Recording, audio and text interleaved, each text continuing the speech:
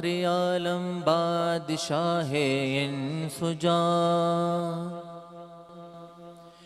वो मोहम्मद फ़ख्र आलम बादशाह इंसुजा, सरवर कौनैन सुल्ताने अरब शाहे अजम, सरवर कौनैन सुल्ताने अरब शाहे अजम। एक दिन जिब्रील से कहने लगे शाहे उमम, एक दिन जिब्रील से कहने लगे शाहे उमम, तुमने देखा है जहाँ बतलाओ तो कैसे है हम।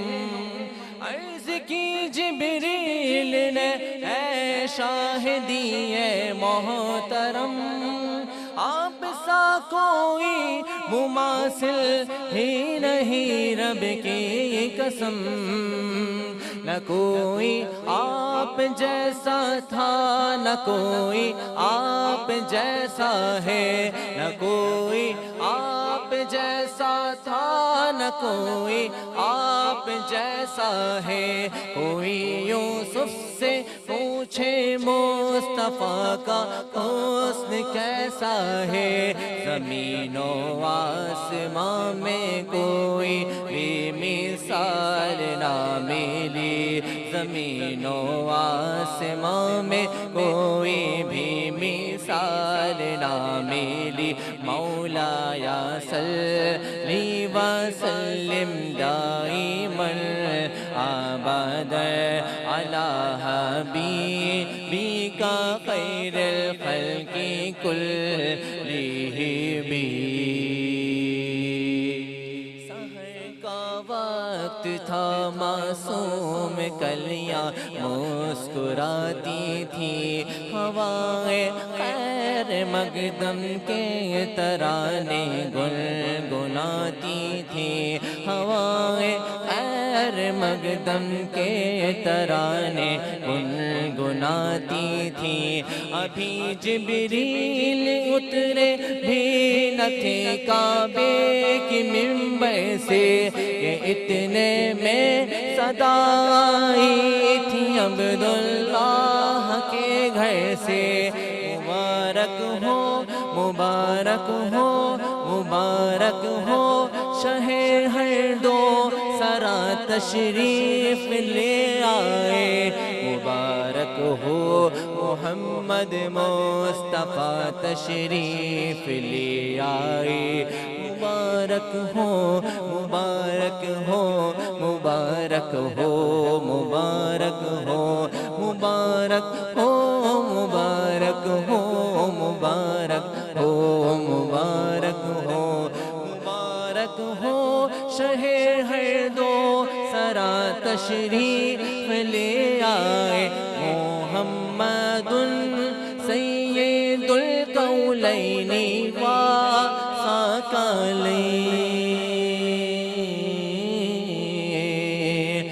मुहम्मदुल सय्यदुल कौलैनि व सकलैनि वल फरीक़ैनि मिन उर्बिन व मिन आजामी। मौलाया सल्ली व सल्लिम दाइमन अबदन। कि जिसने बेकसों की दास्तगीरी की, सलाम उस पर कि जिसने बादशाही में फकीरी की, सलाम उस पर कि जिसके घर में चांदी थी न सोना था, सलाम उस पर कि टूटा बोरिया जिसका बिछोना था। आमिना के लाल है महबूब सुबहानी, सलाम फ़ख्र मौजूदात फ़ख्र लोह इंसानी। तेरी सूरत तेरी सीरत तेरा नक्शा तेरा जलवा, तेरा दर हो मेरा सर हो मेरा दिल हो तेरा घर हो। तमन्ना मुख्तसर सी है मगर कम हेद तूलानी। मौलाया सल्ली व सल्लिम दाइमन अबद अला हबीबिका खैरुल खल्क़ि कुल्लिहिम। दुरूदुल पे सलामुन पे यही कहना खुदा का है। खुदा के बाद जो है मर्तबा सल्ले अला का है। वही फुक़दार आलम है वही गमखार उम्मत है। वही तो हश्र के मैदान में सबकी शफाअत है। या वबीबिल मुस्तफ़ा बल्लिग़ मक़ासिदना।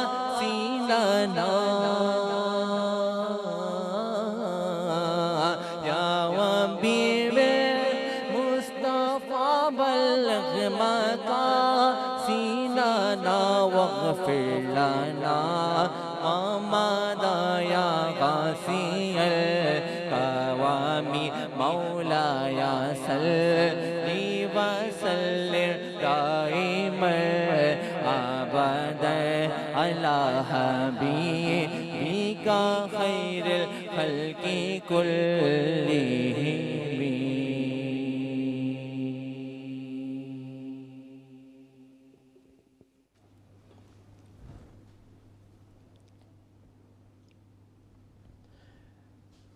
अस्सलाम वालेकुम नाज़रीन, रमज़ान मुबारक की खुसूसी सहर नशरियात के साथ आपका मेज़बान हाज़िर खिदमत है ज़ैर अख्तर। जैसा कि आपको पता है आज 10वीं सहरी का आगाज़ कर रहे हैं और अशरा रहमत आज हमसे जुदा हो जाएगा। तो इसी बात के आगाज़ के साथ अशरा रहमत के बाद दूसरा अशरा आज शुरू होने जा रहा है।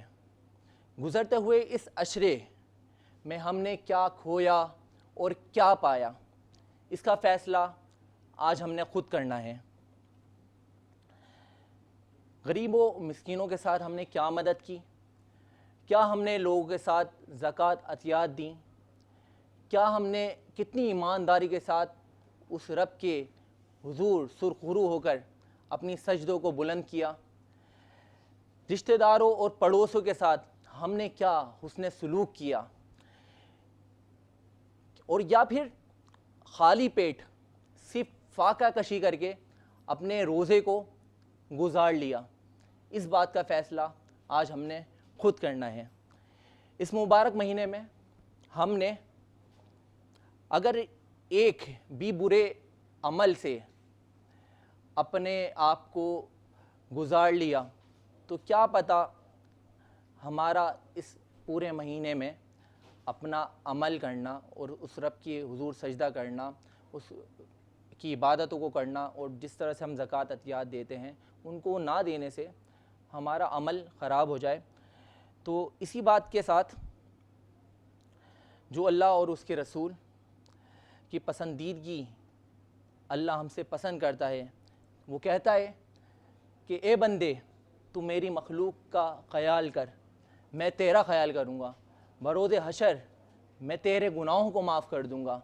लेकिन हमें अपने साथ साथ अल्लाह की मखलूक, अल्लाह के लोगों का, अपने साथ रहने वाले, अपने साथ जो आपके दोस्त अहबाब हैं, जो आपके पड़ोसी हैं, जो आपके हल्का अहबाब में जितने लोग जानने वाले हैं, उनका ख़याल रखना है कि आपके होने से कोई इंसान भूखा ना सोए। तो बस आज का मेरा पैगाम इतना ही था और प्रोग्राम का आज बाकायदा आगाज़ करते हैं। जिस तरह से आपको पता है कि हमारे नात रसूल मकबूल सल्लल्लाहु अलैहि वसल्लम के बाद जो बातें होती हैं, हमारे बहुत अच्छे अच्छे गेस्ट हमारे साथ मौजूद होते हैं, मेहमान शख्सियत मौजूद होती हैं। उसी तरह से आज भी हमारे साथ एक बड़ी ज़बरदस्त शख्सियत, बहुत अच्छे नामी गिरामी एक्टर, फिल्म, टीवी, इसके अलावा रेडियो, स्टेज, तमाम शोबों में काम किया और हर जगह अपना नाम मनवाया और हर जगह माने जानते हैं। और इसके साथ पिछले 40 साल से इस शोबे में खिदमत कर रहे हैं। 8 साल से इन्होंने अपने करियर का स्टार्ट करा। हम आज बात करेंगे, हमारे साथ मौजूद हैं हमारे गेस्ट शब्बीर राना साहब। अस्सलाम वालेकुम। वालेकुम अस्सलाम। क्या हाल हैं आपके? अल्लाह का करम है। माशाल्लाह, आप जिस तरह से हम आपको बचपन से देखते थे, आपकी शबी कहलाती है। और हम जो सीरियल्स में मैंने देख कर ये बात नोटिस करी कि आप आई थिंक दिलीप कुमार देखिए साहब, दिलीप कुमार को बहरहाल आप focus नहीं कर- नहीं मैं आपकी बात को मैं ज़रा सा आगे बढ़ाता हूँ। जी जी दिलीप कुमार बहुत बड़ी शख्सियत हैं जी जी। और उनसे मुझे मिलाना एक अजीब सी बात है। अच्छा। कहाँ राजा भोज और कहाँ गंगू तेली, हाँ। तो ऐसी बात नहीं है। दिलीप साहब की बड़ी बात है। क्या यह है बात कि मैं उनको मुतक़िद हूँ, मैं उनका फॉलोवर्स हूँ, उनको फॉलो करता हूँ, इंस्पिरेशन लेता हूँ और जो अदाकारी करता हूँ उसमें उनकी चाशी नज़र आती है। और एक बात तस्वीर और मैं कर लूँ, आपने कहा 40 साल, 40 साल नहीं 60 साल। 60 साल, इतना लॉन्ग टाइम पीरियड। जी। क्या बात है, अमेजिंग अमेजिंग। तो कभी आपकी दिलीप कुमार साहब से, जिनसे आपको लोग मिलाते हैं, पता नहीं आप तो अपने आप को नहीं मिलाते होंगे क्योंकि आप तो एक बड़ी खुद अच्छी सेलिब्रिटी हैं, तो कभी आपकी दिलीप कुमार साहब से मुलाकात रही? जी हाँ, उनसे मुलाकात हुई थी। अच्छा। 1975 में मैं यहाँ से कोलंबो गया था, जब सिफारती ताल्लुकात नहीं थे, माशाल्लाह। तो यहाँ से मैं गया था कोलंबो। वहाँ से मैंने वीज़ा लिया, फिर मैं बॉम्बे आया था। तो मेरे एक अज़ीज़ हैं, वो इसी इंडस्ट्री से मुंसलिक थे, तो वो मुझे लेकर गए थे यूसुफ खान साहब के पास। मुझे मुलाकात हुई और गुफ्तगू हुई, और जब मैंने बताया कि मेरा ताल्लुक़ स्वात से है तो ये सुनकर बड़े खुश हुए, क्योंकि वो बेसिकली पेशावर से हैं। तो बहरहाल ये मेरी खुशनसीबी है कि मुलाकात मेरी हो गई। ज़बरदस्त। इस पूरे एक्टिंग करियर में जितना 60 साल का अरसा था, इसमें क्या खोया और क्या पाया? देखिए मेरी बात सुनिए, एक बात याद रखिए कि हम अगर खोने का जिक्र करें ना, तो हम फिर वहीं बैठ जाएंगे, आगे कुछ कर नहीं सकते। तो मैंने कुछ नहीं खोया, नहीं, अल्लाह का करम है कि मैं हासिल ही करता रहा हूँ। अल्हम्दुलिल्लाह, जिनके साथ रहा बहुत अच्छे लोग थे, जिनके साथ काम किया। तकरीबन मैं तो पाकिस्तान के जितनी सेलिब्रिटीज़ हैं सबके साथ काम कर चुका हूँ और कर रहा हूँ, तो मैंने कुछ खोया नहीं। अल्लाह का करम है, खोया नहीं। ना मैंने ये गिला किया कि यार नहीं, अगर मेरी किस्मत में ये लिखा है तो भाई वो तो होगा। अब गिला करना, गिला अल्लाह से गिला ना, वो तो उसका बड़ा एहसान है, करम है बेशक कि हमारी सांसें तो उसने जारी रखी। क्या बात है। अच्छा, क्योंकि आपकी जो एज फैक्टर है उस हवाले से आपने अपने आप को बड़ा फिट रखा हुआ है।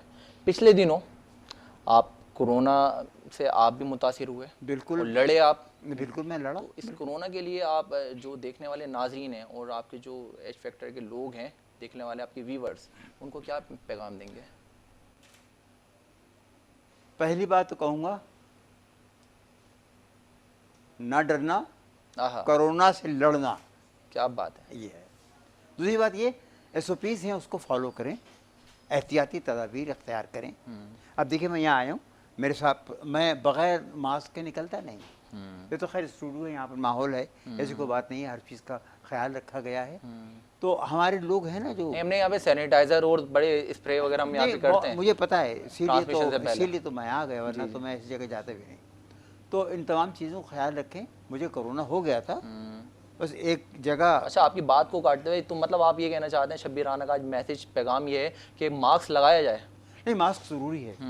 देखिए हम बाहर निकलते हैं आवाम में, एक जमे गफ़ीर होता है, पता नहीं हमारे करीब से कौन शख्स गुजर के चला जाए, बिल्कुल सही हम बात किससे गुफ्तगू कर रहे हो, हो सकता है वो बेचारा उसका शिकार हो, और ये तो फैलने वाली चीज़ है।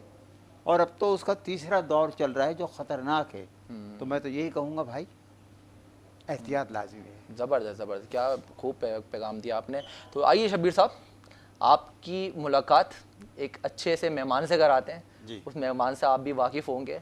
दो एक अच्छे एक्टर हैं, मॉडल हैं, सिंगर हैं, और इसके साथ साथ बहुत अच्छे यूट्यूबर हैं।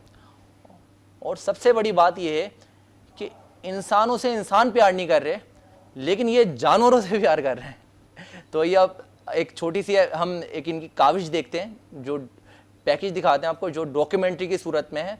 उसके बाद आपसे बात करेंगे, उसके बाद उनसे मिलवाएंगे हम। आइए देखते हैं।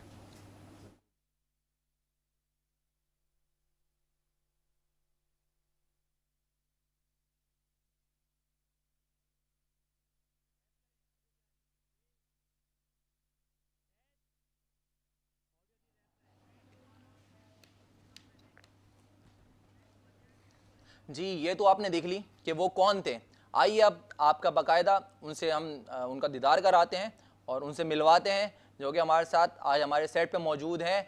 अजलान शाह साहब, अस्सलाम वालेकुम। सर वालेकुम सलाम। क्या हाल है आपके? अल्लाह का शुक्र, आप बताएं कैसे हैं? ठीक है। अल्हम्दुलिल्लाह। सबसे पहले तो ये मुझे बताएं कि इस मसरूफियात को देखते हुए जो आपकी हमने देखी अभी स्क्रीन पे, उसके साथ आप कैसे आजकल रोज़े अपने जारी रखते हैं, क्योंकि इतने सारे आपके साथ एनिमल्स मौजूद हैं जिनकी आप देखभाली भी करते हैं और उसको ऑन भी करते हैं।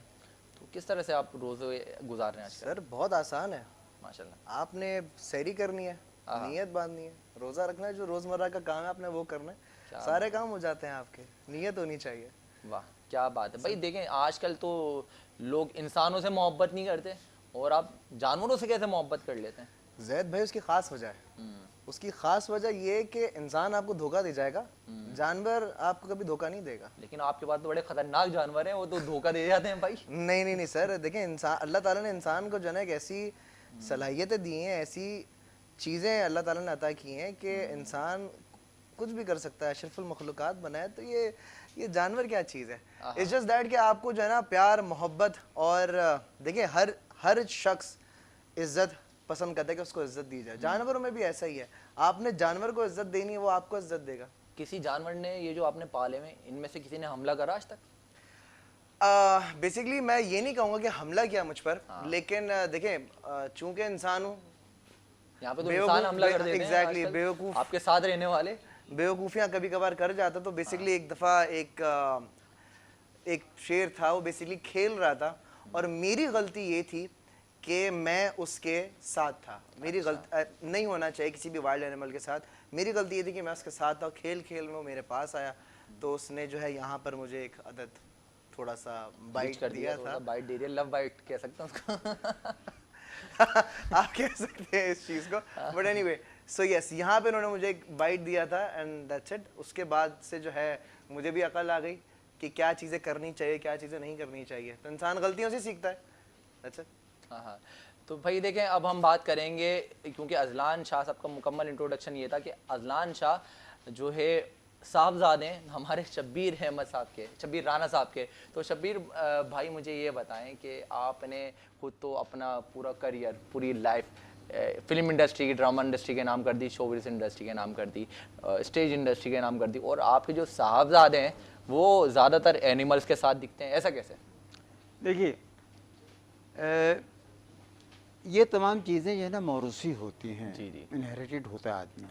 जी। मुझे बचपन ही से जानवरों का शौक़ था। बिल्लियाँ पाली थी मैंने, कबूतर रखे थे और पहाड़ी तोते रखे थे, तो मैं उनसे मोहब्बत करता था। उसके बाद मैं एक जो बड़ी ख़ास चीज़ ये है कि एक चूहा हमारे घर में आता था। उस ज़माने में घरों में चूहे घूमते रहते, छोटा था वो। तो मैं खाना खाता था, तो मैंने एक बार चावल ऐसे डाल दिया। उसने चावल खाया तो मैंने उसे कुछ नहीं कहा, फिर डाला, वो खा के चला। बड़ा शरीफ चूहा लग रहा है मुझे। नहीं, वो चूहा नहीं था, मेरे ख्याल तो कुछ और ही था। हाँ। फिर उस चूहे की आदत हो गई कि जब मैं खाना खाता था, अच्छा मुझ में एक चीज़ है, ये अज़लान में हम किसी जानवर को नुकसान नहीं पहुंचाते, नहीं। आप यकीन करें, मैं मच्छर भी नहीं मारता, अच्छा नहीं, नेवर। अच्छा। तो बहरहाल वो एक चीज़ थी। फिर कबूतर पाले, बिल्लियाँ पाली, फिर मुख्तलिफ बस ये चीज़ें मेरे पर रहीं। तो लाज़िम इनके साथ भी, जैसे बिल्ली है तो फिर वो चूज़े। तो basically moral of the story is, हमारा सफर चूजे से लेके शेर तक का जो है वो इनहेरिटेड है, वो स्टेप बाय स्टेप बढ़ता गया बढ़ता गया। अब इसके बढ़कर और भी कुछ खतरनाक चीज पे जाने वाले हैं। सर यू नेवर नो, हो सकता है शायद आपको मैं हाथियों के साथ नजर आ जाऊं, कुछ भी हो सकता वैसे हाथी शेर से कहा जाता है कि वो कम खतरनाक होता है। सर मसला ये देखिए, अगर शेर अगर गुस्से में आएगा, आप उसको डंडा दिखा सकते हैं, आप उसके सामने कुछ चेयर रख सकते हैं। हाथी जब बिगड़ेगा तब क्या करेंगे आप? कुछ भी नहीं कर सकते। तो हाथी को संभालना जो है ना, बड़ा मुश्किल काम। जी जी बिल्कुल सही बात। नाज़रीन, आज जो है ये शेर हमने इनसे बुलवा भी लिया था, लेकिन हमने ये सोचा कि हमारे सेट पे अगर ये शेर ले आए तो फिर हम और हमारी टीम कहाँ जाएगी भाई। वो तो डर के ऐसा नहीं होगा कि आज ट्रांसमिशन हम कर नहीं पाए। तो हमने अजलान भाई को कहा कि ठीक है नेक्स्ट टाइम किसी दिन इनको लाएंगे। अच्छा ये बताएं अजलान भाई कि शौक कैसे पैदा हुआ बेसिकली इन सब चीज़ों को? शौक कैसे पैदा हुआ मैं आपको बिल्कुल बताता हूँ। बेसिकली ये थी इनहेरिटेड, सही है। अब्बा को शौक था जानवरों का, मुझे भी शौक था। फिर जो मेरे साथी हैं, जो मेरे दोस्त हैं, ऑन हो गया, मोबी हो गया, हसन हो गया, आमिर अलवी हो गया, मतलब जो मेरा जो ग्रुप है, जो मेरे दोस्त यार हैं, हमजा हो गया, ये सारे हमारी पेट फैमिली के ही लोग हैं। इनके पास भी एनिमल्स है, इनको भी उतना ही शौक है जितना मुझे शौक है। तो जाहिर सी बात है, जब माहौल ही चारों तरफ से जानवरों वाला है तो डेफिनेटली आप भी पसंद करेंगे। आपने कभी कोई जानवर रखा है, पाला है? मैंने हाँ बिल्ली मारने की कोशिश करी थी। मारने की कोशिश? नहीं पालने की कोशिश। मैंने कहा बिल्लियां मार रहे हैं। अच्छा नहीं, बिल्ली को तो मारना सोच भी नहीं सकते, क्योंकि बिल्ली हमारे हुज़ूर पाक सल्लल्लाहु अलैहि वसल्लम ने बड़ी पसंद फरमाई। जब वो एक जगह कहा जाता है कि वो नमाज पढ़ रहे थे तो बिल्ली आकर उनके जुब्बे मुबारक पे बैठ गई थी और उसके बाद सो गई। पता नहीं हुजूर हमारे हुजूर के लिए वाक़या या किसी अंबिया के लिए वाक़या है। तो उसमें ये कहा गया था कि उन्होंने वो जुब्बा अपने कपड़ों से अलग कर दिया था, उसकी नींद को भी ख़राब नहीं होने दिया था। और इतनी मोहब्बत फरमाते थे हमारे हुजूर करीम सल्लल्लाहु अलैहि वसल्लम बिल्लियों से और दीगर चीज़ों से। इंसानों से तो बेइंतहा शफ़क़त फरमाई, मोहब्बत फरमाई। और हमारे लिए आपको पता है बख्शिश का निजात का ज़रिया हमारे हुज़ूर पाक सल्लल्लाहु अलैहि वसल्लम है। तो ये तो बात है बिल्लियों की। तो बिल्लियों की तो फिर मैं बिल्ली सोच भी नहीं सकता। नहीं, मैं आपको ये बता रहा था कि बिल्ली पालने की मैंने कोशिश करी थी, लेकिन मेरी मदर और हमारे घर वालों ने थोड़ा सा उनकी नहीं बन पाती। मेरी बन जाती है लेकिन वो मदर की नहीं बन पाती हमारी। तो अब तक आप भी क्योंकि मॉडल एक्टर रहे, मैं अजलान भाई ये जानना चाहूँगा कि आपने कितने ड्रामों में और कितनी चीज़ों में आपने काम करा? सर मैं आपको बताता हूँ, देखिए मैंने अपना करियर का आगाज़ जो था 2012 में एक फ़िल्म शूट हो रही थी, ठीक है। उसके लिए मैंने बाकायदगी से ऑडिशन दिया था। उस फिल्म का नाम था मोर, जो कि पाकिस्तान की हमारी बड़ी ज़बरदस्त फिल्म रही है। पाकिस्तान से ऑफिशियली वो ऑस्कर के लिए भी गई थी, यहाँ से गई थी। एंड उसमें एज एन एक्टर मैंने जो है काम किया था, ठीक है। उसके बाद जो है टीवी कमर्शियल्स वगैरह चलते रहे। अभी रिसेंटली मैं एक प्रोजेक्ट कर रहा हूँ, एक फ़ीचर फिल्म कर रहा हूँ, जो कि आने वाले वक्तों में आप लोग को देखने को मिलेगी। एंड यस, इस तरीके से तो ड्रामे नहीं लेकिन टीवी कमर्शियल्स और फिल्म्स की तरफ मेरा ज़्यादा ध्यान है, क्योंकि मेरी पढ़ाई भी जो है वो फिल्म मेकिंग ही है। अच्छा, तो फिल्म वाला, एक्टिंग वाला शौक भी यहाँ मास्टर्स कर रहे हैं? अरे जी बिल्कुल। अच्छा, ज़बरदस्त, माशाल्लाह भाई। देखें अजलान शाह साहब को जो है ना, आप अभी बहुत जानवरों के साथ साथ आप अब फिल्म इंडस्ट्रीज़ में और ड्रामा इंडस्ट्री के अलावा कमर्शियल वगैरह में भी देख सकेंगे। तो और राना साहब आपसे, शब्बीर राना साहब, अजलान भाई आपसे भी गुफ्तगू जारी है, लेकिन नाजरीन इनसे बात करेंगे एक मुख्तसर से ब्रेक के बाद। तो मिलते हैं एक मुख्तसर से वक्फे के बाद।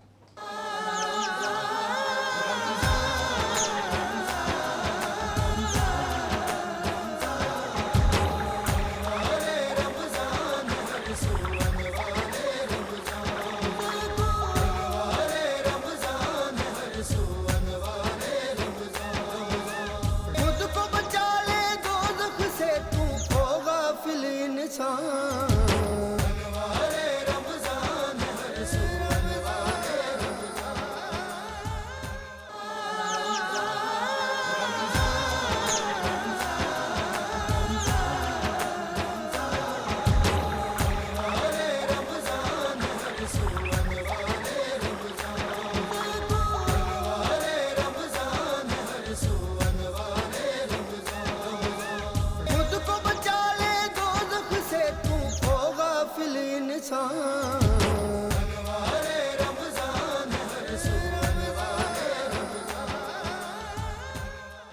नाजरीन, जैसा कि आपको पता है आज हमारे साथ हमारे प्रोग्राम की जीनत बने और हमारे साथ हमारे हैं जनाब शब्बीर राना साहब और इसके साथ उनके साहबजादे अजलान शाह साहब। तो आइए, क्योंकि इनको भी सहरी की तैयारी की तरफ जाना है और हमें अपने दूसरे राह नेकी के सेगमेंट के लिए बढ़ना है, तो शब्बीर राना साहब अपने देखने वाले पसंदीदा, आपकी पसंदीदगी को चाहने वाले आपके जो नाजरीन हैं उनको देखने के लिए क्या मैसेज देंगे? मैसेज मेरा यही होगा कि माह मुबारक चल रहा है, इस मुबारक माह को बहुत हंसी खुशी के साथ गुजारें, अल्लाह को याद करें, उसकी इबादत करें, वो काम करें जो दूसरे लोगों के लिए अच्छा हो। और वैसे इस्लाम में जो ज़कात, खैरात और ये सोम सलवात तो वो तो है, लेकिन सबसे जो अहम बात यह है कि अपना बिहेवियर, अपना तर्ज अमल लोगों के साथ हंसता हुआ रखें, अच्छा रखें। बेशक, क्या खूब बात कही है। तो अजलान शाह साहब, आपका कोई, आपके देखने वाले, पसंद करने वाले, आपके लिए, आपके व्यूवर्स, उनके लिए कोई अच्छा मैसेज? मैं सिर्फ यही कहूँगा कि देखें, खुश रहें, दुनिया घूमते रहें, दुनिया बहुत छोटी है, ज़िंदगी बहुत छोटी है, तो सबसे अच्छे से पेश आएँ। And I would just say कि देखिए, जानवर को मारना हल नहीं है, ठीक है। अगर लेट्स से अगर कहीं सांप निकल आता है तो अगला कहता है कि भाई इसको मार दो, ये वो भी तो जिंदगी है ना। सांप के जहर, एंटी वेनम भी जो बनता है वो सांप के जहर से ही बनता है। तो मैं ये कहूँगा कि सांप को मारे नहीं। There is this NGO TRW जो ऑन, जिसके डायरेक्टर है, एंड अगर आपको ही मैं बोल रहा हूँ, खुदा ना खास्ता, अल्लाह ना करे, कहीं सांप मिल जाए तो पकड़ के प्यार कर लूँ उसको, अगर हाथ नहीं लगाना, आप हमें कॉल कर दीजिएगा या आप गूगल कर सकते हैं about TRW and you guys can DM me as well। आप लोग कर दें, बता दीजिएगा, हम सांप ले जाएंगे। सांप को हाथ लगाने से पहले आपको जानवर को मारना कॉल करनी है, आपने बता रहा मारना हूं is not an option, बचना है आपने उससे जब तक ये नहीं आ जाते। तो बहुत अच्छी गुफ्तगू रही आपके साथ अजलान, आपका आने का बहुत शुक्रिया। आज आप हमारे प्रोग्राम की जीनत बने, बिल्कुल शुक्रिया आपका कि आप भी आज हमारे प्रोग्राम की जीनत बने, शब्बीर राना साहब। तो नाजरीन, जैसे कि आपको पता है, एक मिस्कीन और बेसहारा लोगों के साथ जो तंजीम हमारे साथ काम कर रही है, कि बात यही है, अपने लिए तो सब जी लेते हैं, लेकिन असल काम होता है किसी दूसरे के काम आना। तो ऐसी ही एक तंजीम जिसकी काविशें हम रोज़ देखते हैं, तो अब देख सकेंगे आप प्रोग्राम जो उनकी काविशें हैं राह नेकी के थ्रू। अस्सलाम वालेकुम नाज़रीन, मैं आपकी मेज़बान हादिया शेख और आप सब देख रहे हैं सहरी ट्रांसमिशन अनवार रमज़ान। एक हमारा छोटा सा सेगमेंट है राह नेकी, और इस सेगमेंट में डेली हम आपको मुस्तहिक घरानों से कराची के और भी काफ़ी जगह हम आपकी मुलाकात करवाते हैं। जैसे कि आप सबको पता है, पाकिस्तान में बढ़ती हुई महंगाई में गरीब आवाम को 2 टाइम की रोटी खाना बड़ा मुश्किल हो गया है। तो यहाँ आवाम को गरीब कहना बड़ा ही अफसोस होता है, क्योंकि आवाम गरीब नहीं है, हमारे पास वसाइल नहीं है। तो जैसे कि आप सबको पता है, इमदाद अज़ीम फाउंडेशन के थ्रू हम डेली यहाँ पे मुस्तहिक फैमिलीज़ के घर आते हैं, विज़िट करते हैं और राशन देते हैं। तो आज भी मैं एक कराची के छोटे से इलाके में मुस्तहिक फैमिली के घर में खड़ी हूँ और मैं आपकी उनसे मुलाकात करवाऊँगी, उनसे बात करेंगे, उनके हालात जानेंगे।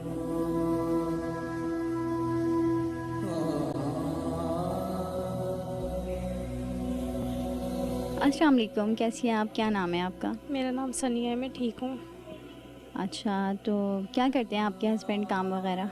मेरे हस्बैंड बाइक की वेल्डिंग का काम करते हैं।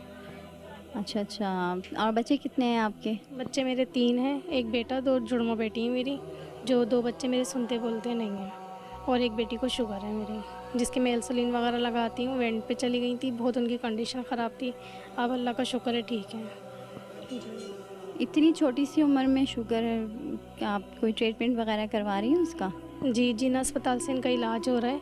इंसुलिन लगती है इनको 4 टाइम ना, वो लगाती हूँ मैं, 3 खाने के टाइम और 1 रात की सोने की, जो कि मैं ले भी नहीं सकती हूँ, क्योंकि मेरे शौहर के काम ऐसा है, हालात बहुत ख़राब हैं और बिजली के बिल बहुत ज़्यादा आते हैं, गैस का भी नहीं दे पाते हैं, क्योंकि 10,000 कमाते हैं तो 5,000 हम बिजली के कैसे भरेंगे, बहुत ज़्यादा आता है भी।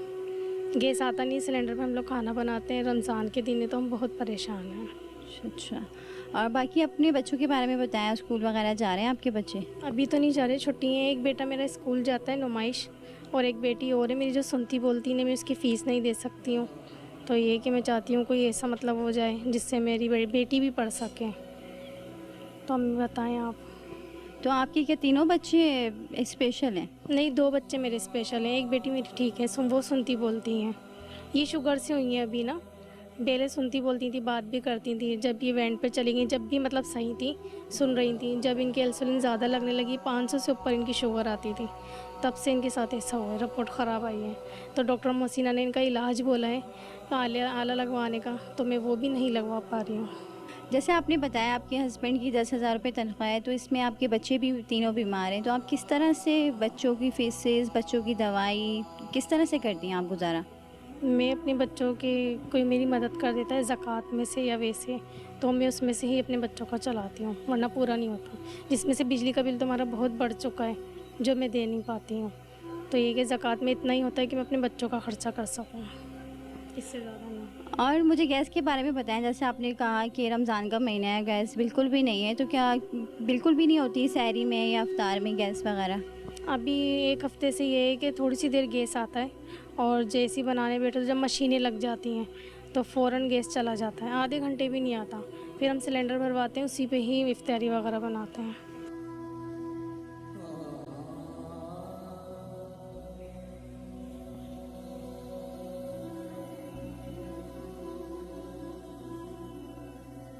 इमदाद अज़ीम ऑर्गेनाइजेशन एक हमारी छोटा सा इदारा है जिसमें हम लोगों की मदद करते हैं। तो ये उस इदारे के थ्रू हम आपके पास आए हैं, और ये हमारी छोटी सी नेकी की क्या जो हमने आपकी मदद करी, तो आपको कैसा लगा? मुझे बहुत बहुत शुक्रिया आपका हमारी मदद करने के लिए, क्योंकि यहाँ पे बहुत से ऐसे कम लोग हैं जो किसी की मदद करते हैं, और आप हमारे लिए आए हैं तो बहुत खुशी और अच्छा लगा बस। जी नाज़रीन, जैसा कि आपने देखा कि किस तरह से लोग परेशान हैं। 10,000 रुपये हस्बैंड की तनख्वाह है, कभी काम है तो कभी काम नहीं है। बढ़ती हुई महंगाई में घर का खर्चा करें, बच्चों के फीसेस करें या दवाई लें। जैसे कैसे उन्होंने बताया उनके बच्चे तीनों ही बीमार हैं, ना सुन सकते हैं ना बोल सकते हैं। मेरी मुखैर हजरात से गुजारिश है जो हमारे साथ इस नेकी में साथ दे रहे हैं, हमें डोनेट कर रहे हैं, मेरी उनसे गुजारिश है कि आगे बढ़ें। इस माह रमज़ान बाबरकत महीने में रहमत का पहला अशरा आज 10वां रोज़ा है, तो आगे आएँ, आगे बढ़ें और इसमें हमें डोनेट करें ताकि हम आपका पैसा सही जगह गरीबों की मदद कर सकें। आप नीचे दिए गए स्क्रीन पे आपको अकाउंट नंबर इमदाद अज़ीम ऑर्गेनाइजेशन के और नंबर दिए गए हैं, आप हमें डोनेट कर सकते हैं, आप हमसे कांटेक्ट कर सकते हैं। शुक्रिया, अल्लाह हाफ़िज़। आप देखें अनवार रमज़ान सैरी ट्रांसमिशन।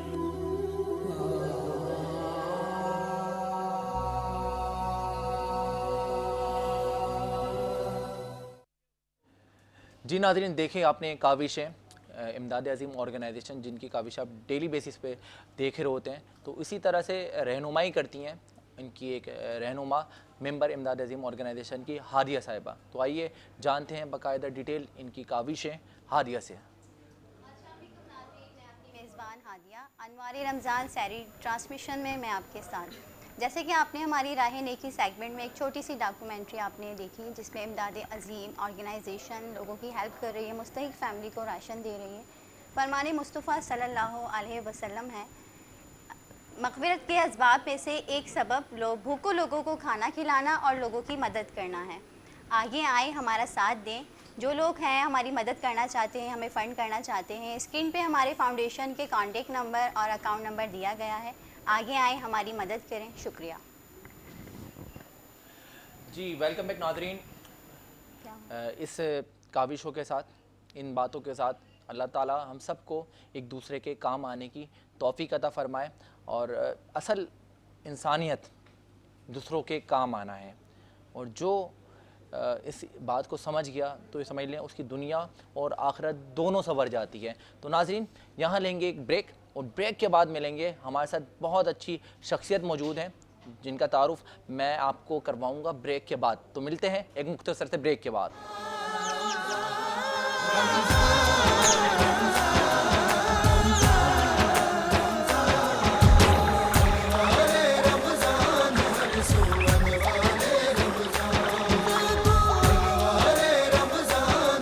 So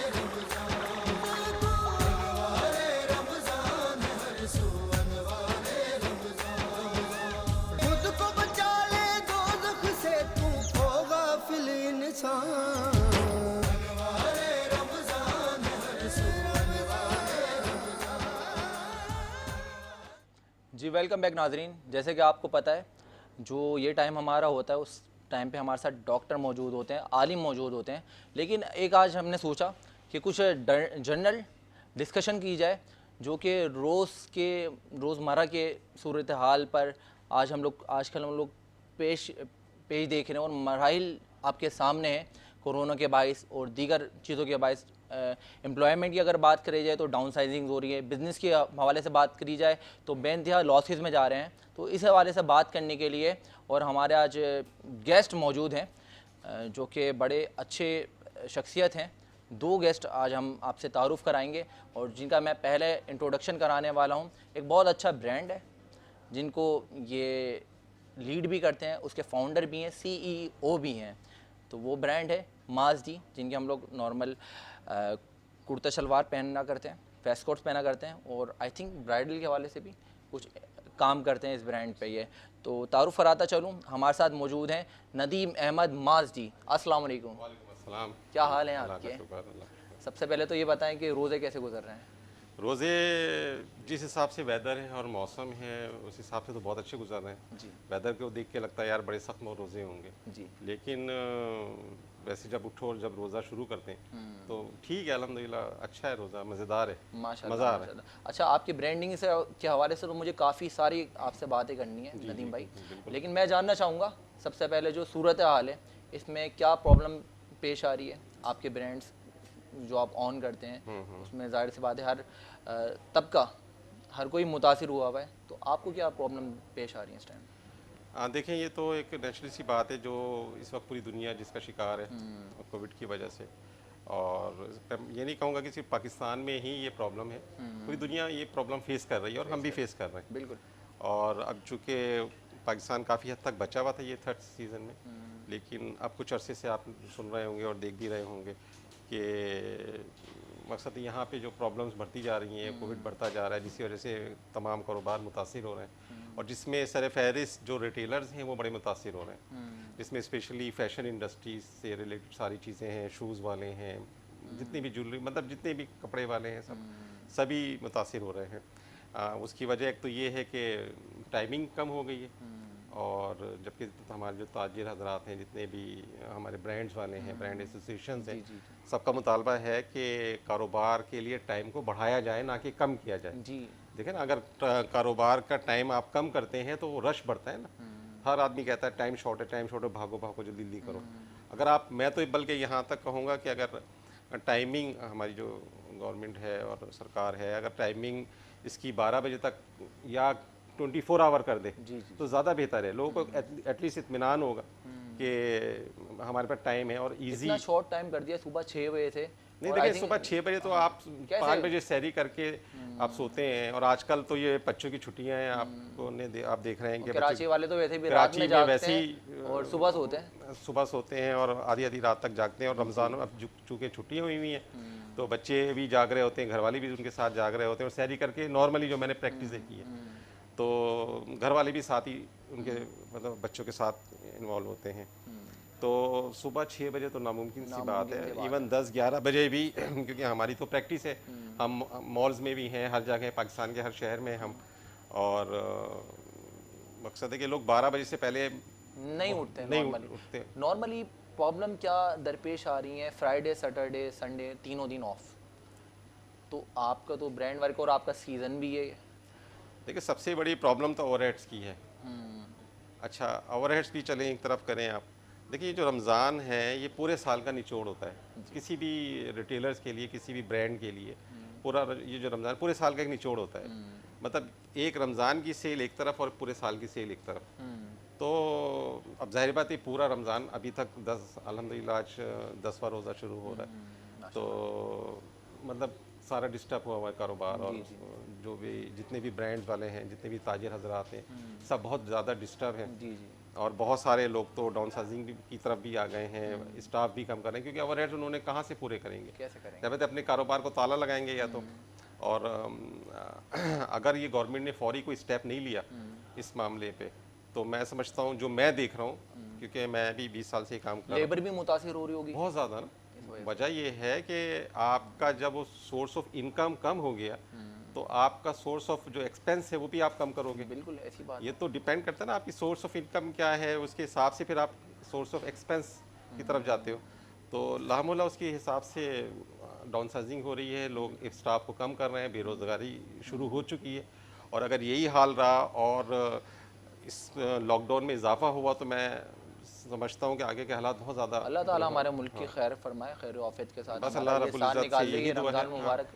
क्योंकि ये रमज़ान से बड़ी होप वाबस्ता है और गवर्नमेंट को चाहिए, हमारी जो हुकूमत है उसको चाहिए कि इस तरफ ख़ास तवज्जो दे, ख़ासकर रिटेलर की तरफ, क्योंकि रमज़ान रिटेलर्स का है। जितने भी रिटेल का बिज़नेस लोग कर रहे हैं, रमज़ान उनका होता है और उनका एक बड़ा, और ये एक बड़ा सोर्स ऑफ सोर्स मतलब जनरेट इनकम जनरेट होती है इस रमज़ानों में।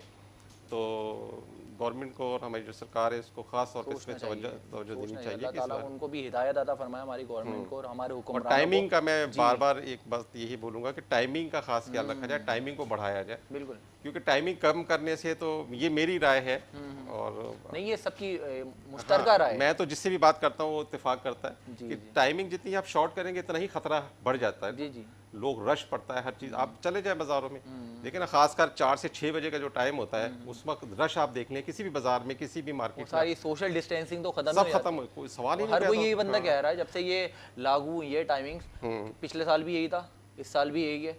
तो बात ये है कि वो कोरोना, हर कोई यही बच्चा ये कहता है, अंकल अंकल कोरोना जो है 6 बजे के बाद क्या घर में सो जाता है? वो नेचुरली सी बात है, देखे ना बच्चा तक ये बात कह रहा है जी। और बच्चे को भी पता है कि यार ये कैसे मुमकिन है कि शॉर्ट टाइम में कोरोना पे हम काबू पा लेंगे, ना कि हम इस टाइमिंग को बढ़ा दें। मतलब मैं सबसे ये कहता हूँ कि भाई इसको 24 घंटे के लिए कर दें, 24 घंटे अलाउ कर देंगे, आप 24 घंटे कारोबार करें ताकि जो रश है वो डिवाइड हो जाए 24 घंटे में। बिल्कुल ऐसा ही है। और टाइमिंग शॉर्ट की भी है, हमने हर सतह पे जाके बात की है, गवर्नमेंट के हर से बात की आपने है। ब्रांड लॉन्च कराया, ये ख्याल कैसे आया? अच्छा, मैं इंग्लैंड में था तो मैं तो किसी और बिजनेस में था वहाँ पे, तो कुछ दोस्त थे जो कि इस फील्ड से वाबस्ता थे, तो उन्होंने मेरे को कहा कि भाई आप कराची से हैं, पाकिस्तान से, वो ज़्यादातर इंडियंस थे, इंडियन मुस्लिम थे, तो उन्होंने कहा पाकिस्तान से तो आप यार ये हमें कपड़ों का काम हमें शुरू करा दें या हमें मंगवा दें। तो मैंने बगैर किसी गर्ज के, बगैर किसी सोच के, मैंने यहाँ से वो मंगवा के उनको देता रहा। अच्छा, जब देता रहा तो उन्होंने साथ में मुझे प्रॉफिट के साथ देना शुरू कर दिया, तो मुझे मज़ा आया, मैंने कहा ये तो सही काम है। तो इस तरह मैंने ये काम इंग्लैंड में शुरू किया था। तो वहाँ से बस फिर होते होते फिर मैं जब पाकिस्तान शिफ्ट हुआ तो यहाँ पे भी फिर यही सिलसिला शुरू किया, तो अल्लाह पाक ने बरकत दी। पहले मैं इंग्लैंड की हद तक करता था, फिर मैंने एज अ ब्रांड बना के, मेरा बेटा जिसका नाम माजडी, जो मेरा ब्रांड है माजडी मेरे बेटे का नाम है। अच्छा, तो जब वो पैदा हुआ तो उसके नाम से फिर मैंने ब्रांड स्टार्ट किया। ज़बरदस्त। यहाँ देखा गया है कि आप, हमारे यहाँ की जो फ़नकार बिरादरी है, जितने सेलिब्रिटीज़ हैं, वो आपके जो ड्रेसेस हैं उनको वेयर करते हुए बहुत ज़्यादा नज़र आते हैं कमर्शियल में, दीगर चीज़ों में। या आप उनकी पसंद की चीज़ें बनाते हैं या वो आपके ड्रेसेस को वैसे ही पसंद करते हैं देखकर? नहीं, अल्लाह का शुक्र है, जो हम बनाते हैं लोग उसको पसंद करते हैं। और अच्छा। एक इतना ज़ाहिर बात है कि एक्सपीरियंस हो जाता है और हमें पता लग जाता है, आदमी कोई भी काम करता है इंसान को पता होता है, ये मोटरसाइकिल खड़ी है, पता है कि यार इस वक्त मोटरसाइकिल में क्या चेंजिंग करनी चाहिए जो ये लोग पसंद करें। इसी तरह हमें ड्रेसेस के बारे में, फैशन इंडस्ट्री के में 20 साल हो गए, तो इतना अंदाज़ा हो जाता है कि यार अब इस सीज़न में क्या चलेगा, कलर कौन से लोग इस वक्त पसंद कर रहे हैं, स्टाइलिंग कौन सी पसंद कर रहे हैं, एम्ब्रॉयडरी ज़्यादा चल रही है या प्लेन पे लोगों का फोकस ज़्यादा है। तो अब जैसे ये टाइम इस वक्त चल रहा है, ख़ासकर ये रमज़ान, तो इसमें ज़्यादातर प्लेन का फैशन ज़्यादा आ गया है। अच्छा अच्छा, आप ये बताएं मुझे कि आपकी पसंदीदा वो कौन सी सेलिब्रिटी है जिस पे आप अपने ड्रेसेस को वेयर कराकर पब्लिश करना अच्छा समझते हैं? ये तो मुश्किल सवाल कर रहे हैं आप। सारे मेरे दोस्त हैं और किसका मैं नाम लूँ? इसमें फिर आपसे वो फिर बाद में जो है ना आपसे पूछा जाएगा, हाँ अच्छा। भाई नदीम भाई क्या होगा? नहीं, सारे आपसे पूछते हैं, ज़्यादातर मुझे हिमायूं पता सईद मेरे ड्रेस पहनते हैं, वेयर करते हैं, और अली रहमान है। अच्छा, हैं, जुनैद खान हैं, और ये सब मेरे लिए काम भी कर चुके हैं और वेयर भी करते हैं वक्तन फ़ौक्तन, तो अच्छा लगता है। शोबिस की टीम में भी आपको देखा गया, क्रिकेट टीम में भी आपको, क्रिकेट में भी देखा गया यार मैं क्रिकेट का भी शोर? हाँ नहीं, सॉरी, मैं आपकी बात कर रहा हूँ। स्पोर्ट्स में मैं बहुत ज़्यादा तवज्जो देता हूँ। मेरा क्योंकि ऑस्ट्रेलिया जाना हुआ है काफ़ी दफ़ा, तो ऑस्ट्रेलिया में मैंने ये चीज़ देखी कि स्पोर्ट्स वहाँ पे बहुत ज़्यादा है आजकल, ख़ासकर जो हमारे यहाँ गेमिंग और मोबाइल और दूसरी चीज़ें हैं, बच्चे इसमें लगे होते हैं, इनको स्पोर्ट्स से बहुत दूर हटते जा रहे हैं। और मैं पाकिस्तान हॉकी फेडरेशन के लिए भी काम करता हूँ, PHF के लिए, तो उसके साथ भी 1-2 दफ़ा इंटरनेशनल टूर्स हुए, वहाँ से भी शौक़ बढ़ा। और स्पोर्ट्स को मैं बहुत प्रायोरिटी देता हूँ, और जितने भी स्पोर्ट्स की एसोसिएशन इन सब के साथ मैं काम करता हूँ, हॉकी भी, क्रिकेट भी, सबके लिए। ज़बरदस्त ज़बरदस्त। बहुत शॉर्ट टाइम में नदीम भाई, एक पूरी बड़ी इंडस्ट्री है हमारी गारमेंट्स इंडस्ट्री, तो उस इतनी बड़ी इंडस्ट्री को आपने बहुत शॉर्ट टाइम में बीट कर गए, और उसका चैलेंज मतलब आपके लिए बड़ा होगा, तो कैसे आपने उनको चैलेंज को एक्सेप्ट किया और आगे बढ़ते चले गए? या देखें, कोई भी काम करने के लिए ना नज़र और फिक्र का होना बहुत ज़रूरी है। कोई भी काम करें आप, चाहे छोटा हो चाहे बड़ा हो, 2 चीज़ों का ख़ास ख्याल रखना चाहिए, एक नज़र और एक फ़िक्र। जब आपकी नज़र होगी उस काम पे और एक उस काम की फ़िक्र होगी, तो वो काम में कुदरती मतलब आपको फ़ायदा होगा और आप आगे की तरफ बढ़ते चले जाएंगे। और शौक़ का होना बहुत ज़रूरी है। आप ज़बरदस्ती कोई काम ना करें, बिल्कुल। शौक़ आपको जो है, जो शौक़ है उस तरफ आप जाएं। जब आपको किसी काम का शौक़ होता है तो आप का ध्यान, आपके जहन में नए नए आइडिया आना शुरू हो जाते हैं और आप बहुत कुछ कर जाते हैं। तो शौक़ का होना, नज़र रखना, फ़िक्र करना उस काम के लिए, तो ये चीज़ें छोटी छोटी चीज़ें होती हैं जिसका जो बहुत ज़रूरी है।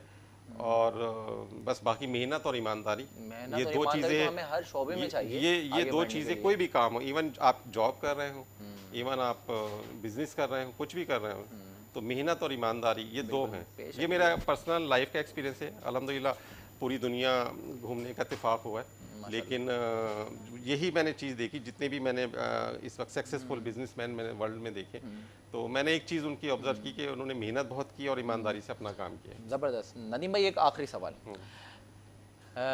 ईद के मौके पर ब्रांड कॉन्शियस लोग जो होते हैं वो तो आपके ब्रांड्स को पसंद करते होंगे, लेते होंगे, लेकिन जो एक हमारा मुतासिर तबका है, तो उसके लिए आपने कोई स्ट्रेटजी ऐसी बनाई कि वो भी आपके ड्रेसेस को अवेल कर सके? बिल्कुल, ये फ्रॉम द फर्स्ट डे से ही मेरी ये एक कह लें कि कोशिश होती थी कि मैं अपने स्टोर में कोई एक आइटम, कोई 1-2 आइटम ऐसे रखूं कि जो कम आमदनी वाला तबका भी मेरे स्टोर पर आए और मेरे स्टोर से वो चीज़ लेके जाए और मेरे बैग में वो चीज़ डाल के उसको इज्जत के साथ वो चीज़ दी जाए। तो आप मेरे पाकिस्तान में जितने भी स्टोर्स हैं, कहीं पे भी जाएंगे तो उसमें आपको कुछ आइटम ऐसे ज़रूर नज़र आएंगे कि जो एक कम आमदनी वाला तबका भी जाके उसको बासानी ख़रीद सकता है। और ये 12 महीने के लिए होता है। 12 महीने आपको मेरे हर स्टोर में इस तरह की कुछ प्रोडक्ट्स ज़रूर मिलेंगी। अच्छा, ज़बरदस्त ज़बरदस्त। ये तो बहुत अच्छी स्ट्रेटेजी है और आपकी जो प्लानिंग है वो देखकर मैं खुद भी बड़ा मुतासिर हूँ इस बात से ना। और आपसे गुफ्तगू का सिलसिला जारी रहेगा, लेकिन नाज़रीन मिलते हैं एक छोटे से मुख्तसर से ब्रेक के बाद।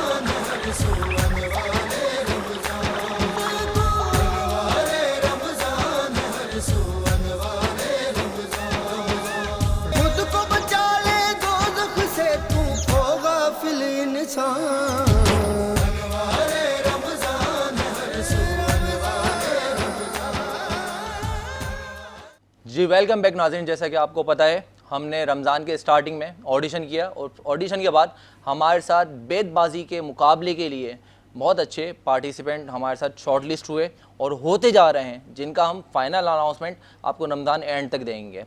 तो आइए उस सेगमेंट की जानिब भी बढ़ेंगे, लेकिन आपको पता है मैंने आपको बताया था इस सेगमेंट से, इस ब्रेक से पहले, कि हमारे साथ 2 अच्छे आज हमारे साथ गेस्ट मौजूद हैं। नदीम अहमद भाई से तो गुफ्तगू जारी है और हमारे साथ वो स्टेज पे आज मौजूद भी हैं हमारे सेट पे, और इनके साथ साथ अगर मैं तारुफ़ कराता चलूँ और हम बात करेंगे उनसे, उनका तारुफ़ जो है बैंकिंग इंडस्ट्री से, क्योंकि बैंकिंग इंडस्ट्री तो आपको पता है बहुत ज़्यादा इस टाइम ज़रूरत बन चुकी है हमारे लिए।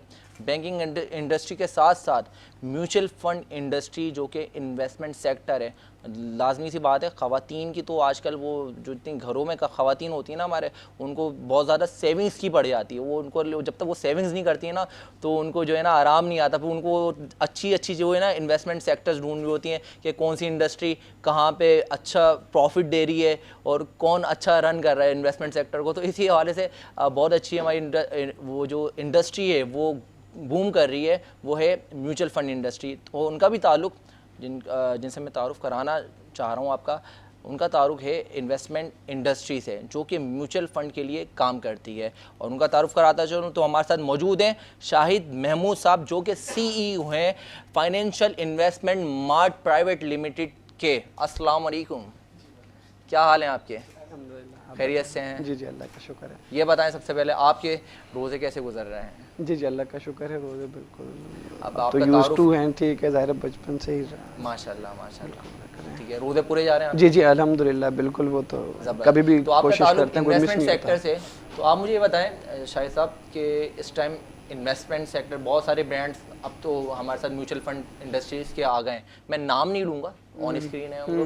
तो आपकी हम क्योंकि आपकी अपनी इंडस्ट्री है, क्योंकि आप इसके फाउंडर भी हैं, CEO भी हैं और इसके जो है पब्लिश करता धरता आप ही हैं, तो आपकी इंडस्ट्री किन इन्वेस्टमेंट सेक्टर्स के लिए काम कर रही है और किन किन पूल्स में आप लोगों ने पैसा इन्वेस्ट करा हुआ है, और जो अगर आप कोई आपको आपके साथ इन्वेस्ट करना चाहेगा तो वो क्यों करना चाहेगा? जी, देखिए, बेसिकली जो म्यूचुअल फंड या इन्वेस्टमेंट का जो बेसिक एक पर्पस होता है, सही है, वो समझें एक सोशल कॉज भी अगर हम उसको सही तरीके से करें कि एक सेविंग को प्रमोट करना, कि ये नहीं कि अगर आपकी जो भी इनकम है तो लेट सपोज अगर आपकी 1 लाख और 2 लाख भी हो जाए, जब तक आप सेविंग नहीं करेंगे, सही है, तो आपका बजट जो है ना वो आपका प्रॉपर नहीं होगा। या अगर कोई क्रिटिकल टाइम हो, जैसे आजकल फाइनेंशियल क्रिटिकल टाइम चल रहा है, तो अगर किसी ने ऑलरेडी कोई सेविंग की हुई है, कोई उसके बाद सरप्लस है, तो वो शायद आसानी से सर्वाइव कर जाएगा। लेकिन अगर कोई इससे पहले सेविंग नहीं कर रहा था तो उसको शायद इन हालात में और ज़्यादा मुश्किलात का मुकाबला करना होगा।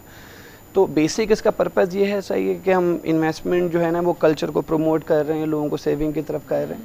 और अब उसमें जो म्यूचुअल फंड है बेसिकली उसका सबसे प्लस पॉइंट ये है ना कि अगर आपकी चाहे छोटी सेविंग है या बड़ी आपकी सेविंग है, कोई बड़ा अमाउंट है, तो उसमें आपको प्रॉफिट मार्जिन जो है ना वो आपको अच्छा मिल जाता है, और इवन आपको कमर्शियल बैंक से भी अच्छा प्रॉफिट मिल जाता है। फिर आपका अमाउंट सर्टेन टाइम पीरियड के लिए बाउंड नहीं होता, जब चाहें आप उसको विड्रॉ कर सकते हैं, सही।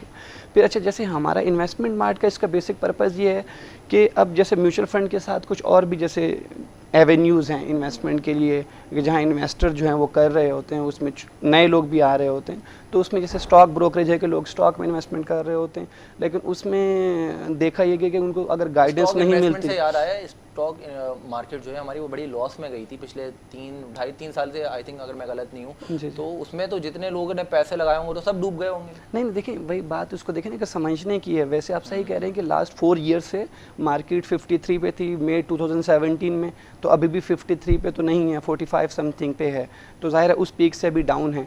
लेकिन इसमें फिर देखिए ना, मार्केट तो बेसिकली वोलेटाइल होती है। आप किसी भी कंट्री की देखें, चाहे एडवांस कंट्री हो या पाकिस्तान, तो हर कंट्री की जो मार्केट है वोलेटाइल होती है, उसमें अप डाउन या वेरिएशन होती हैं। तो अब इसमें आपका जो ऑब्जेक्टिव होता है या तो फिर वो लॉन्ग टर्म पे होगा 5-10 ईयर्स के लिए। अब इवेंचुअली थोड़ी सिचुएशन हमारी पॉलिटिकल भी ऐसी हो गई, थोड़ा प्रोलॉन्ग हो गया। अदरवाइज तो मार्केट में ये होता है कि 1-2 साल अगर बुरे भी होते तो उसके बाद फिर थोड़ा बेटर टाइम भी आता है। अब इसमें बेसिकली इन्वेस्टर्स को जो हम थोड़ा गाइड कर रहे होते हैं, थोड़ा सा फिर उसको शॉर्ट टू मीडियम टर्म कर रहे होते हैं कि अगर मार्केट थोड़ा सा डाउन साइड पे तो उसको इन्वेस्टमेंट करनी चाहिए, और जब अगर वो अपने पीक पे थोड़ा चला जाए तो उसको थोड़ी प्रॉफिट टेकिंग करनी चाहिए, ताकि फिर उस तरीके से अगर मार्केट ने जो, अगर हम पिछले 4 साल में देखें, जो मूव की कि 53 से 28 पे गई, फिर दोबारा 28 से 40 क्रॉस किया, फिर कोविड की वजह से 27 पे फिर डाउन हुई, लेकिन 27 से अभी कोविड के होते हुए पिछले 1 साल में तकरीबन कोई 45 पे आए। फाइनेंशियल इन्वेस्टमेंट मार्ट जी, जो कि आप जिसको फाउंडर भी हैं, तो ये बेसिकली इन्वेस्टमेंट पब्लिक की वो किस सेक्टर में करता है? स्टॉक बेस्ड फंड होता है या दीगर आपने इन्वेस्टमेंट सेक्टर अलग बनाए? मार्ट का मतलब, जैसे मार्ट में आपको मुख्तलिफ किस्म की प्रोडक्ट मिलती हैं ना, तो हमारे पास मल्टीपल प्रोडक्ट है। हमारे पास म्यूचुअल फंड्स भी हैं, स्टॉक ब्रोकरेज भी है, रियल एस्टेट इन्वेस्टमेंट भी है, और समहाउ इंश्योरेंस के प्रोडक्ट भी हमने स्टार्ट किए हैं। तो अब उसमें म्यूचुअल फंड के अंदर भी सारी कैटेगरीज आपकी आ जाती हैं। अब उसमें हम किसी एक कंपनी के लिए, एसेट मैनेजमेंट कंपनी के लिए काम नहीं कर रहे, मल्टीपल कंपनी से हमारा डिस्ट्रीब्यूशन एग्रीमेंट होता है प्रॉपर, हम SCCP से लाइसेंस होल्डर हैं गवर्नमेंट से। तो अब उनकी प्रोडक्ट फिर डिफरेंट है, उसमें कैश फंड भी है, किसी ने शॉर्ट टर्म पे करना है, इनकम फंड भी है इनकम जनरेट करने के लिए, और अगर उनको ज़्यादा कैपिटल एप्रिसिएशन चाहिए तो फिर वो स्टॉक फंड भी है। तो यानी हमारे पास सारे प्रोडक्ट अवेलेबल हैं। जो भी उसका क्लाइंट का ऑब्जेक्टिव हो, पहले हम उसको समझते हैं कि उसकी नीड क्या है, उसका ऑब्जेक्टिव क्या है, फिर उसके मुताबिक उसको गाइड करते हैं। प्रॉफिट मार्जिन आपकी कौन से एक ऐसी प्रोडक्ट बताएं जिसमें ज़्यादा हो? देखिए, अब जैसे कैश फंड है तो ये बेसिकली शॉर्ट टर्म पार्किंग के लिए होता है कि आपके पास अगर कोई एक हफ्ते के लिए, 1 महीने के लिए, 2-3 महीने के लिए, तो कैश फंड में करें। इसका जो प्रॉफिट मार्जिन है वो 6 to 7% या 7.5% तक भी इस रेंज में चल रहा होता है। यानी जो डिस्काउंट रेट होता है हमेशा डिस्काउंट रेट के पैरेलल चल रहा होता है। अब डिस्काउंट रेट 7% है तो उसी 7% के अराउंड उसका प्रॉफिट मार्जिन चल रहा है। इन्वेस्टर जो आपके साथ आपका शेयरिंग होल्डर होता है तो उसके प्रिंसिपल अमाउंट में उसको नुकसान होता है? नहीं, देखिए, बेसिकली सिलेक्शन ऑफ फंड है या कैटेगरी कि आप कौन सी सिलेक्ट कर रहे हैं। अगर आप कैश फंड में, इनकम फंड में करते हैं तो जाहिर है डेफिनेटली आपका कैपिटल सेफ होता है, आप उसमें रिस्क नहीं ले रहे होते। कैश फंड में जैसे मैंने आपको बताया कि एक प्रॉफिट आपको कम मिल रहा होता है 6 to 7% की रेंज में, इनकम फंड में आपको 6 to 7 या 8-9 तक भी आपको मिल रहा होता है। तो ये दोनों कैटेगरी सेफ है। हाँ, स्टॉक फंड में कैपिटल आपका जाहिर है रिस्क, मतलब उसमें प्रॉफिट ज़्यादा भी होता है। अब हमारे पास कुछ ऐसी कंपनी के प्रोडक्ट हैं कि पिछले 1 साल में उन्होंने 100% भी प्रॉफिट दिया है। जैसे आप कह रहे हैं ना कि मार्केट डाउन है, बेसिकली उसको वही समझने टाइमिंग की ज़रूरत है ना। तो पिछले 365 डेज़ में देखें तो कुछ AMCs हैं जिन्होंने 90% या 100% प्रॉफिट दिया है। हालांकि मार्केट को देखें तो 40% मार्केट अब गई है पिछले 365 डेज़ में। तो उसमें लेकिन कभी मार्केट डाउन भी होती है तो उसमें आपका कैपिटल कभी जाहिर है एक हिट हो सकता है, लेकिन वो टेम्परेरी बेसिस पे आपने उसको होल्ड करना होता है। 4 सालों में आप कौन से ऐसे कस्टमर्स थे जिनका इस इंडस्ट्री में रहते हुए प्रिंसिपल अमाउंट लॉस में चले गया है इन 4 सालों में? नहीं, देखिए, कुछ कौन क्लाइंट सा एयर ऐसा गया था जो देखिए उसमें 2 चीज़ें होती हैं। एक आपका क्लाइंट होता है, सही है, या तो उसको अवेयरनेस होनी चाहिए कैटेगरीज के बारे में, प्रोडक्ट के बारे में, या उसका जो फाइनेंशियल एडवाइज़र है जो उसको एडवाइस कर रहा है, तो या तो फिर उसको थोड़ी सी अवेयरनेस होनी चाहिए।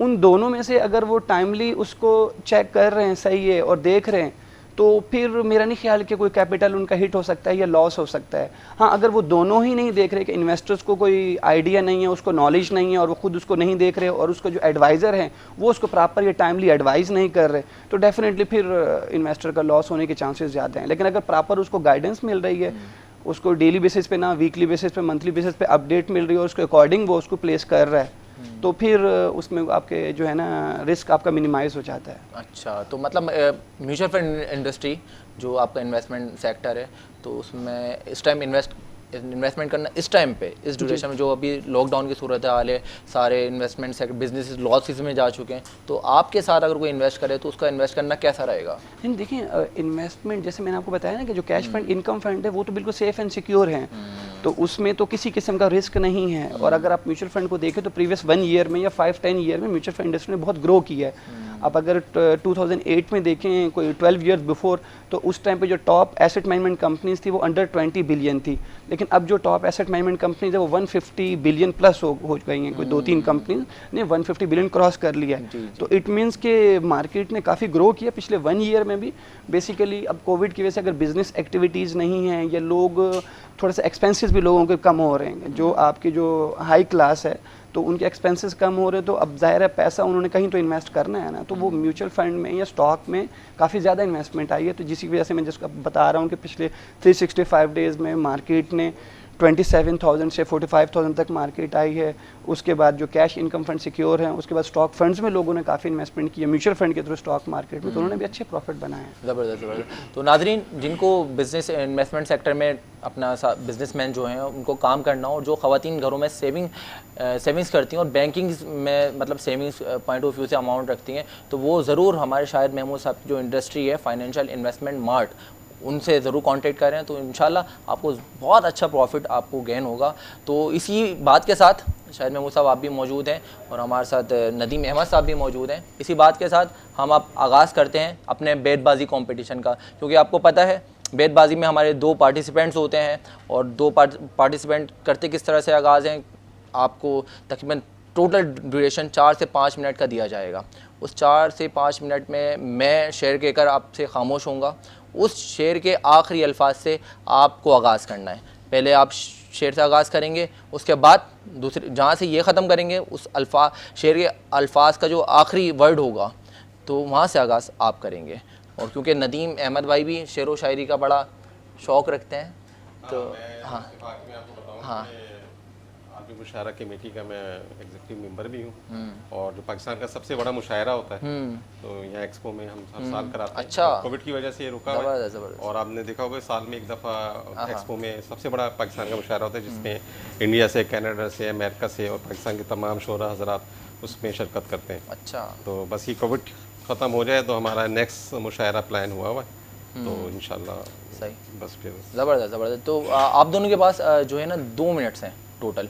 मैं शेर कहता हूँ उसके बाद आप कंटिन्यू करेंगे उससे। आपका गुड नेम? मोहम्मद बरा हुसैन। मोहम्मद बरा हुसैन, ज़बरदस्त माशाल्लाह। आपका नाम? दानियाल इस्माइल।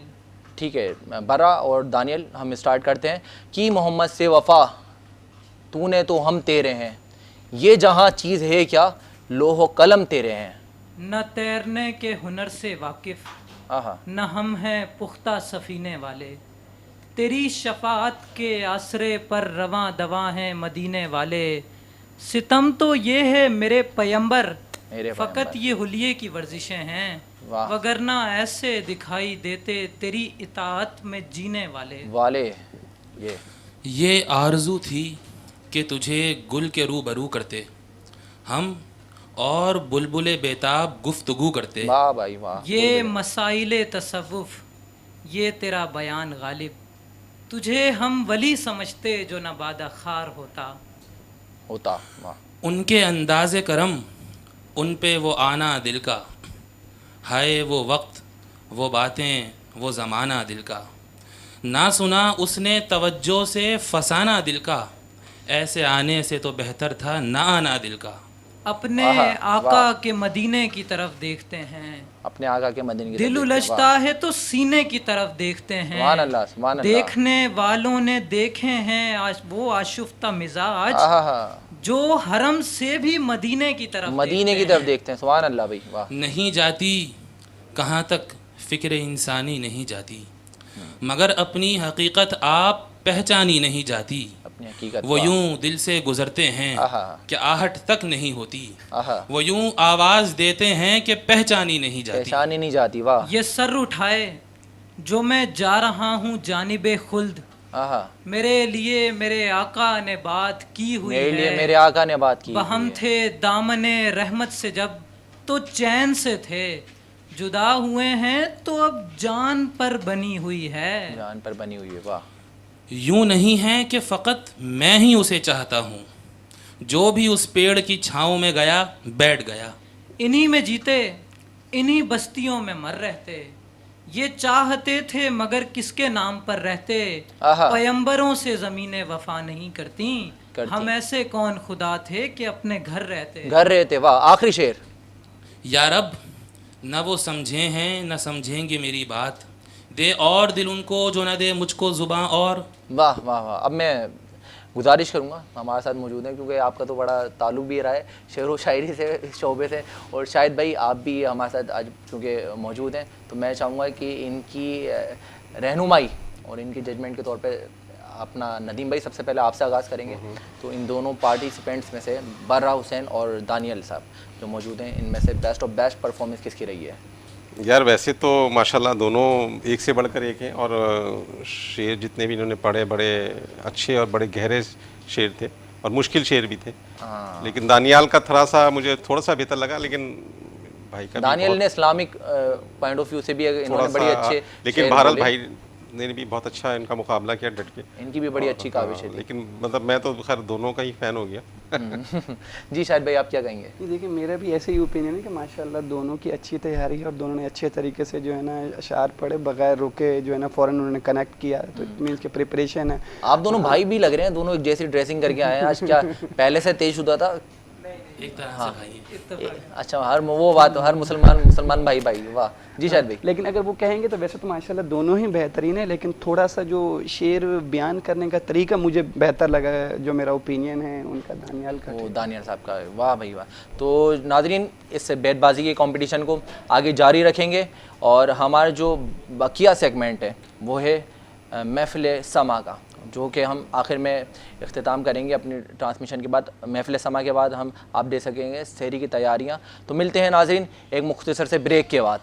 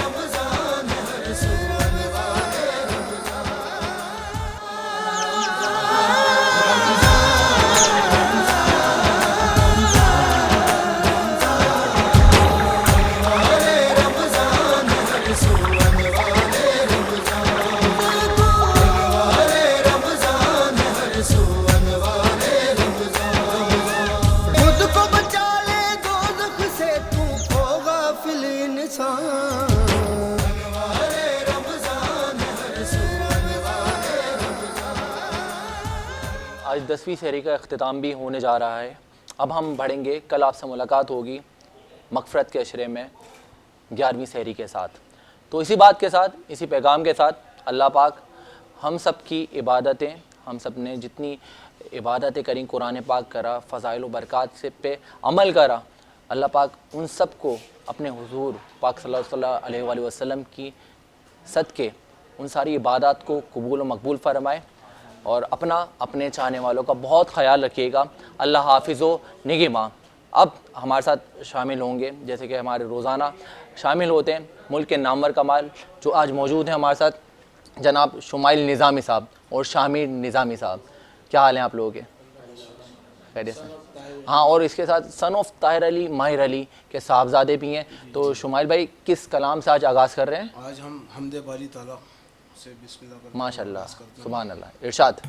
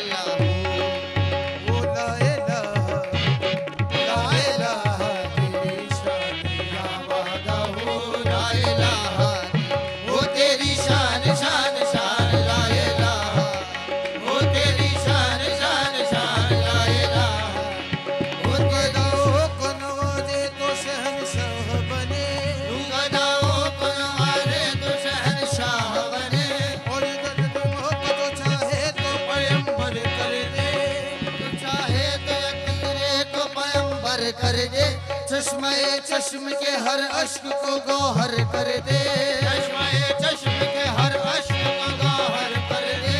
तू गदाओं को नवाजे तो शहंशाह बने, तू गदाओं को नवाजे तो शहंशाह बने।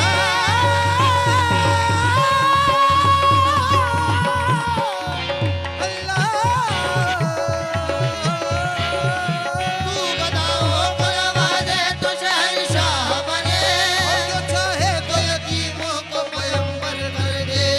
तेरी शान शान शान ला इलाहा, तेरी शान शान शान ला इलाहा, तेरी शान शान शान ला इलाहा, तेरी शान या वहदहू बयानो तजस्सुस आरज़ू तू बयानो तजस्सुस आरज़ू। आँख की रोशनी दिल की आवाज़ तू, आँख की रोशनी दिल की आवाज़। अभी तू है भी तू, अभी तू है भी तू, अभी तू है भी तू, अभी तू है भी तू, अभी तू और रहेगा भी तू। अल्लाह अल्लाह अल्लाह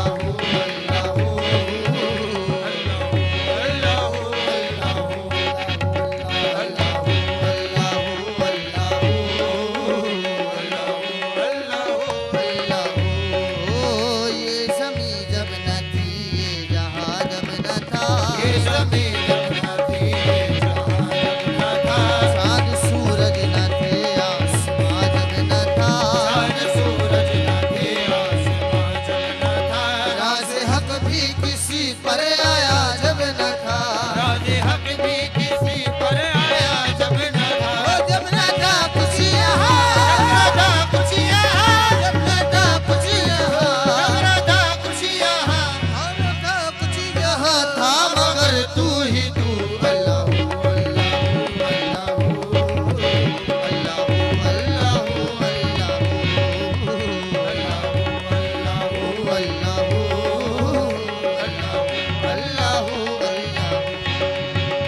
अल्लाह